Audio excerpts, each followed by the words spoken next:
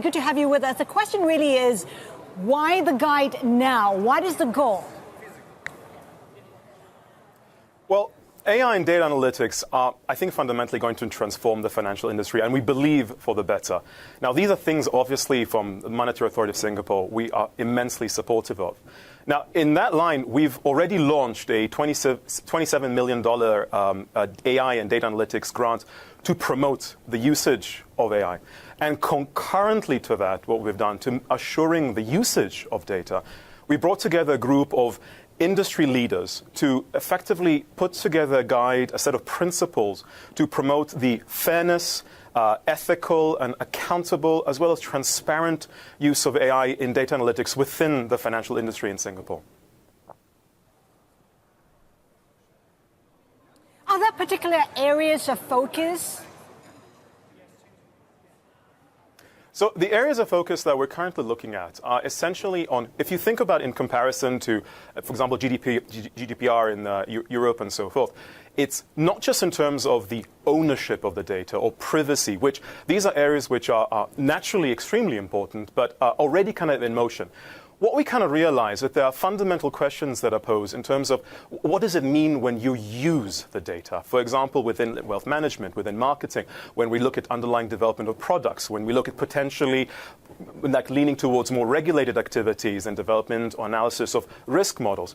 How do we make sure that ultimately there's assurance of fairness? Now, to be very upfront with you, as you mentioned earlier, the guide will be developed and in co-creation with the industry and pushed out towards the end of the year. Now, we're posing and asking very difficult questions. Some of them have yet to be answered. But it's exactly that's the point. What are the things that are important? What is that is relevant to make sure that it's ethical use, that it is fairness, that ultimately as consumers, as citizens as a whole, we're not negatively impacted from the use of AI, but leveraging and benefiting for the potentiality of it. Of course, this comes amid the Facebook scandal. What's the key takeaway? What do you make of that scandal? And does it impact your strategy?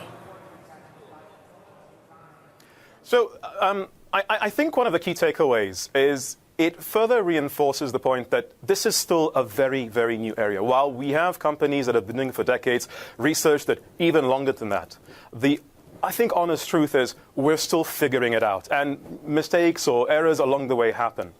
Now, from a strategy point of view, in fact, it only reinforces the perspectives that we've had that rather than waiting for unfortunate events to happen and only then respond, to take a much more proactive approach.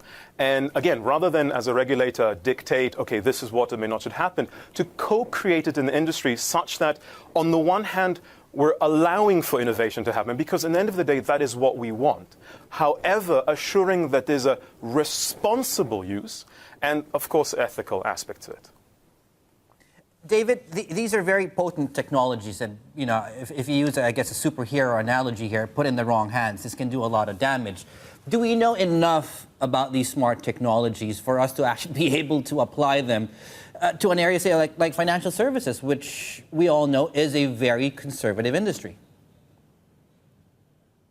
Yeah, no, absolutely. And perhaps this is a combination of personal point of view and belief. I think we do. If you look at the depth of research that has been done, in fact, in AI, and the honest truth is the amount of AI that has been used in practice now is only scratching the surface of the potentialities of it. So from a technical point of view, from a potentiality of technology point of view, we do know.